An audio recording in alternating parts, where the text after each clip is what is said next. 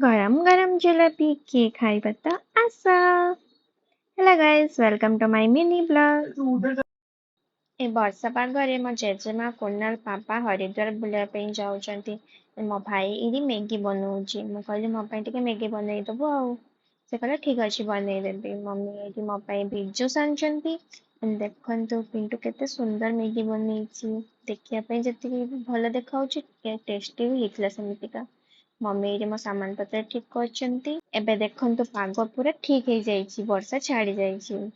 ପିଣ୍ଟୁ ମୋ ପାଇଁ ଏଇଠି ଆଇସ୍କ୍ରିମ୍ ନେଇକି ଆସିଛି। ମୁଁ କହୁଛି କି ତୁ ଏମିତିଆ ଭିଡ଼ିଓ କଲେ ତତେ ଆଇସ୍କ୍ରିମ୍ ଦେବିନି। ମୁଁ କହିଲି ମୋର ଆଇସ୍କ୍ରିମ୍ ଦେ। ତ ମମି କହିଲେ ତା ଆଇସ୍କ୍ରିମ୍ ଦେ। ତ ମୁଁ କହିଲି ଧନ୍ୟବାଦ ଭାଇ, ମୋତେ ଆଇସ୍କ୍ରିମ୍ ଆଣିକି ଦେଇଥିବାରୁ। ମମିଙ୍କୁ ଟିକେ ଆଇସ୍କ୍ରିମ୍ ଦେଲି। ତାକୁ ଚକୋଲେଟ୍ ଆଇସ୍କ୍ରିମ୍ ପସନ୍ଦ ନୁହେଁ, ସେ ତା ପାଇଁ ଅମୁଲ କୁଲ୍ ଆଣିଥିଲା, ଯାହାକି ମୁଁ ତାକୁ ଜବରଦସ୍ତ ଦେଲାରୁ ସେ ମୋ ହାତରେ ଟିକେ ଆଇସ୍କ୍ରିମ୍ ଖାଇଲା। ଖାଇବନି କୋଉଠି ଯିବ କୋଉଠି। एंड मम्मी का रेसिपी स्टार्ट। जिलापी, गरम गरम जिलापी मिठा। मम्मी को ସବୁ ମିଠା ଆସେ। ରସଗୋଲା, ଛେନାଗଜା, ଛେନାପୋଡ଼, ଜିଲାପି ତାକୁ ସବୁ ଆସେ ରେସିପି। ଏଣ୍ଡ ଗରମ ଗରମ ଯେ ଜିଲାପି ବନଉଛନ୍ତି, ଏ ବର୍ଷା ପାଗରେ ଜିଲାପି ଖାଇବାଟା ହିଁ ଆଉ ଅଲଗ ମଜା। ଏଣ୍ଡ ମୁଁ ଏଠି ଅଟା ଦଳଉଛି। ଏଣ୍ଡ ଦେଖନ୍ତୁ ମୁଁ କେମିତିଆ ବାଗ କରୁଛି। ଏଣ୍ଡ ମମ୍ମୀ ସାଇ ପନିର ବନେଇଛନ୍ତି।